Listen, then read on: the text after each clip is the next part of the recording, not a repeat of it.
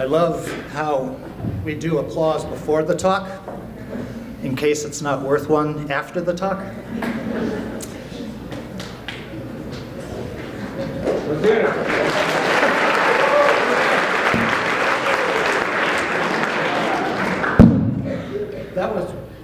That wasn't necessary, and it was actually counterproductive.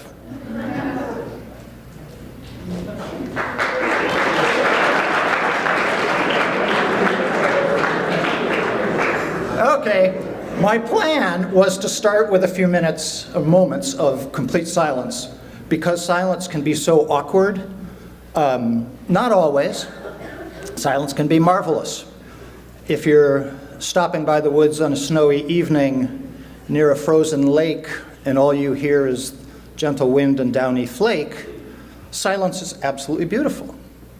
But if you're in a situation where two people have nothing else to do and somebody should be talking, silence is pregnantly hard. And I'll come back to silence a couple of times today.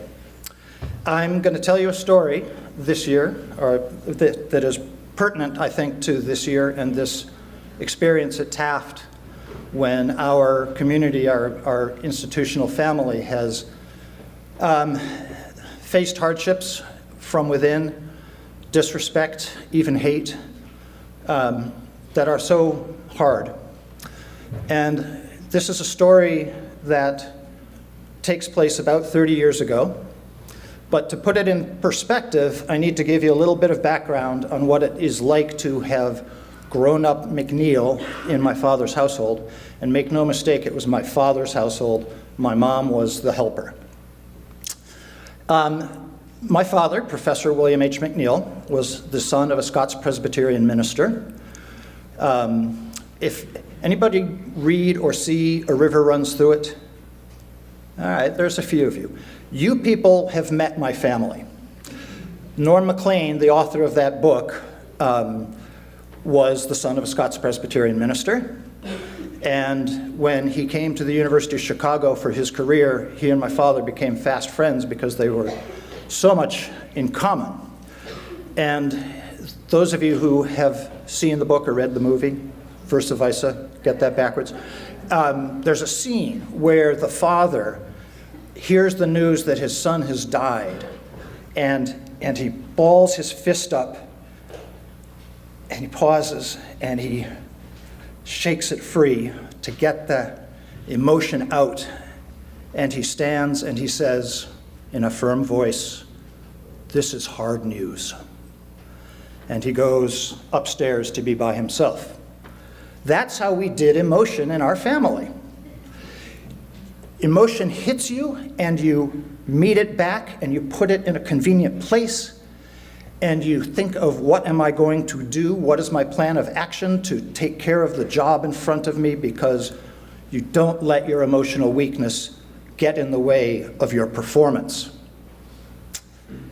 Now, love is a funny emotion in a family like mine because there was lots of it.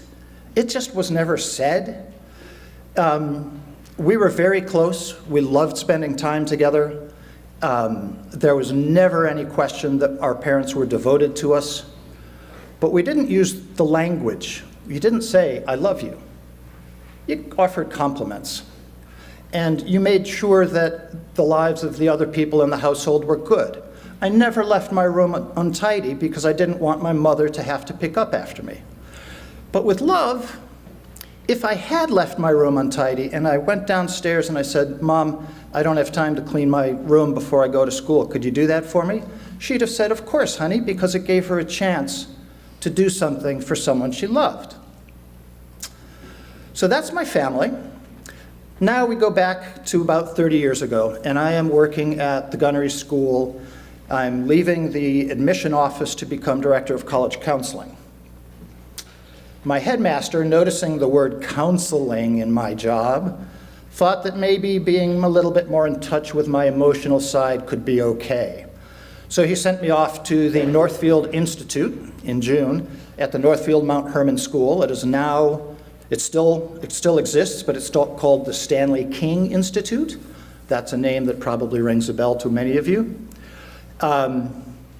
And we get up there, I'm ready to go. I know this is going to be all kinds of touchy-feely, and I'm just going to have to deal with that. And first morning, first big group meeting, there are 100 of us in the room, and the faculty are on a stage up front. And one of them comes forward and in a shaky voice shares with the group that Stanley King would not be there this year for the first time because he was fatally ill and was too weak to travel. And the faculty members in the back are wiping away tears, and even some of the people in the crowd who are a little bit more empathetic than I was were sniffing, and I'm thinking, there's going to be a lot of touchy-feely here. This is going to be real. Then the fun comes when we break into small group, and my small group was headed by a man named Mac Davis, a psychologist at Harvard, great man, and we get into our room. Mac's not there. We'd kind of make small talk. Mac's not there.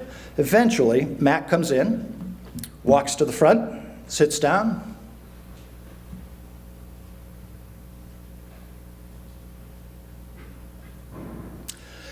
And the silence is killing me. And I say, what do you want us to do? Because I couldn't handle that silence. And he said, you know, silence is actually good. When you're talking to somebody and there's quiet, it gives the person a chance to think. And if there's something important on the person's mind, he's working to find the exact right words, to say the exact right thing of what he really thinks and feels.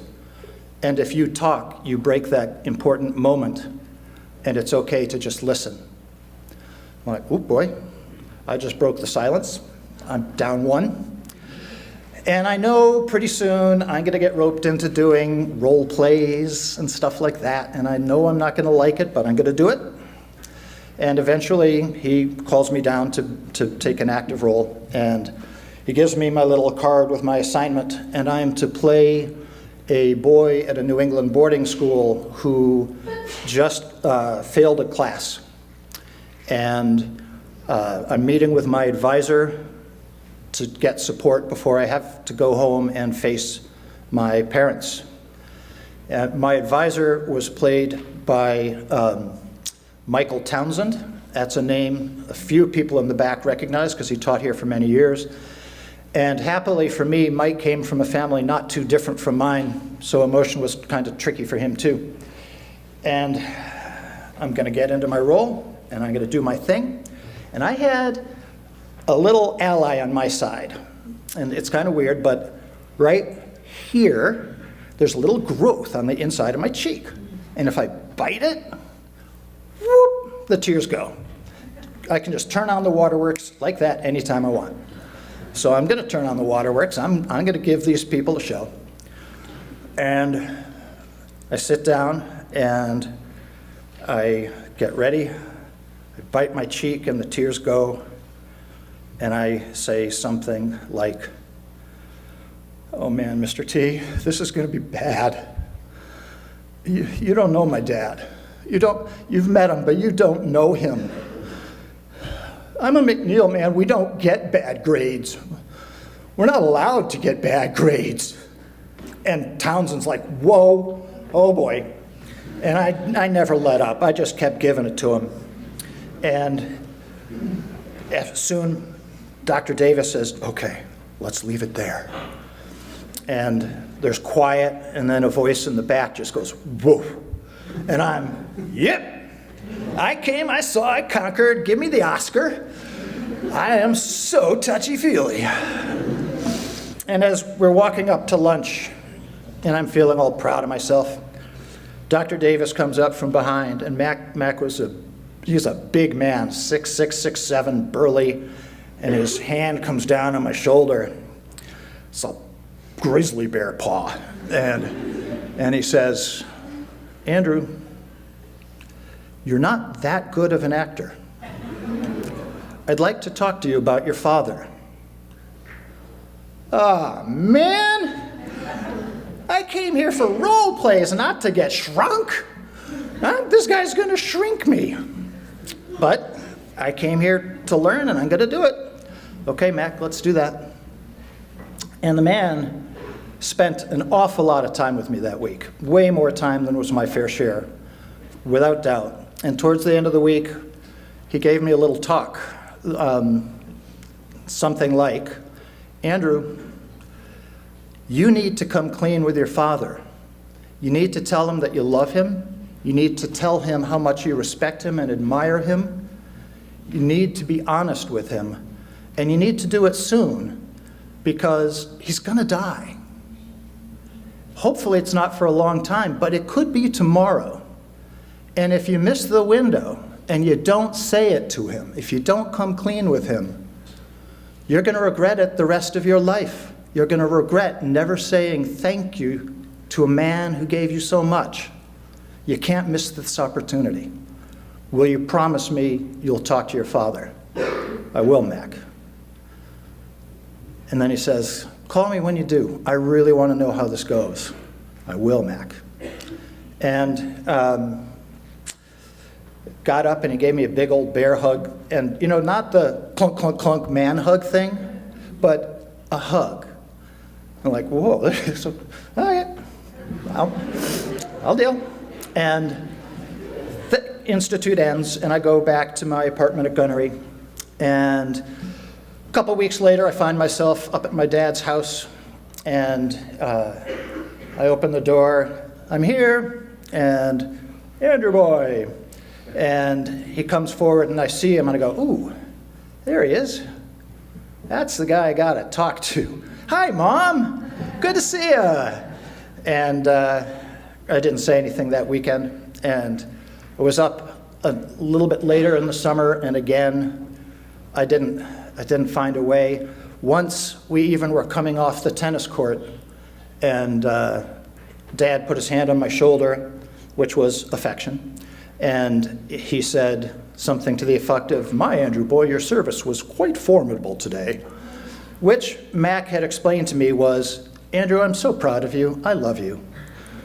To which I responded, not with what I should have responded with. I should have responded with, you know, Dad, when you compliment me, it means so much because I have so much respect for your knowledge and your wisdom and everything you taught me, and I love you so much. But I said something like, thank you, Father, and let it be at that. Strike two, just didn't get the guts to do what had to be done. And we were alone. The opportunity was there. Summer ends, college counseling, during the fall, didn't get up much, but Christmas rolls around. The whole family is there, sisters, brother, children. And we're at Christmas dinner, not Christmas dinner, but shortly before dinner. And my little nephew, who's 3 years old maybe, doesn't want to eat the food on his plate. My father grew up in the Depression. They did not have reliable food on the south side of Chicago in the 30s. At this time of year, he would, and with his sisters, I've confirmed this is true, they would lick the mud off of their boots because they had not had enough protein and vitamins over the course of the last couple of months. And in that mud were little protists and single-cell creatures that provided nutrients. And they would lick the mud off their shoes. And to have a boy at his table not eating food, mind you, it was my mother's cooking. He might have been exercising good taste. But for Dad, that was just an inexcusable sin. And he spoke to the little boy in language that was too hard and too harsh and just inappropriate. And my son, my brother-in-law, said to his wife, my sister, let's leave, let's go. And he got up and was going to pack up his family and leave our family reunion. And Dad was too proud to apologize or backtrack. And he just sat there. And my brother, who's always great under pressure, said, Dad, let's go for a walk. Let's go for a walk. And as I led Dad out the door, Rob said to my sister Deb, pull it back together in here. And we walked up the road, and you know, the other times I didn't say anything to my father, it was for me. This was something I was going to get with my honest relationship with my father. Here was this man, this great man, who had done damage to his own family. He had said things that were hurtful to people in his family and caused harm to people he loved. And I realized this is not, I have to say this, but not for me. He needs to hear it. And since it was now a job, not something for me, it was easier to rally and do it. And I got myself together to say what I practiced saying many, many times. And I said something to the effect of, Dad, that was really rough, and I need you to know that no matter what, you're a great man, and I love you, Dad.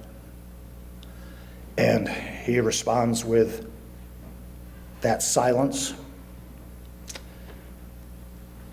And he eventually reaches out and he grabs my elbow and just holds it while he's working on saying something. And this won't be a direct quote, but he said something like,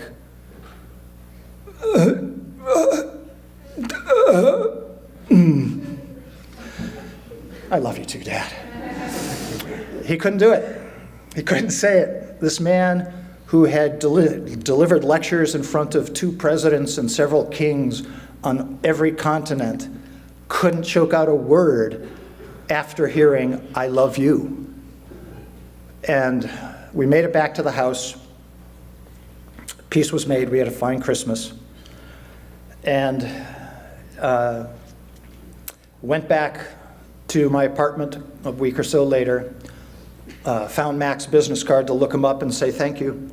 And I called and ring, ring, ring. Harvard Psychology Department, can I help you?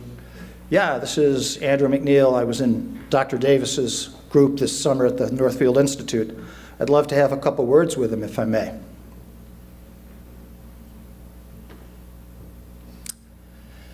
And there was that silence. And she says, exactly, she said, I'm sorry, but Dr. Davis died this weekend. And I thought, oh, Mac, that's going too far to show me a lesson, man. Didn't need to do that. I never said thank you to him because he died before I had a chance. I had procrastinated. Had I talked to my dad earlier in the summer, I could have said thank you to Mac for the greatest gift I ever got. When my father was getting old and losing his facilities, I was able to take care of him. He was able to ask for my help. He never would have asked for my help before, but when winter came and it was time to get the wood stove going, he could call and say, Andrew boy, I want to start the wood stove, but I don't trust myself on a ladder anymore. Can you come up and clean out the pipe? Sure, Dad. And not long after that, not long after his wife, my mother, died, I started spending a lot of time taking care of him. Little things like cutting his toenails that he couldn't reach, but being there for him and him being able to accept my service as love. And when he died, I was at his side, holding his hand and reading him poetry, Robert Frost poetry in a gentle voice. And I was reading Stopping by the Woods on a Snowy Evening when he died. And that moment will always be a huge part of my life. And Mac gave that to me. Mac gave me the greatest gift in my life, not named Kaylee, Ian, Maggie, or Ryan. And I never said thank you because I delayed. And as I look at this room, I know that everybody in this room admires other people in this room. Everybody in this room respects other people in this room. Everybody in this room loves other people in this room. And in this year when respect and love have been battered around a little bit, and before we start to scatter with graduation and faculty moving on, and who knows, death, I really urge you to say what needs to be heard, but cannot be heard without it being said. And when you see somebody that does the right thing and you appreciate it, say it, name it, call it out, and take the time privately with your friends to say, "You're the best. I love you." Thank you.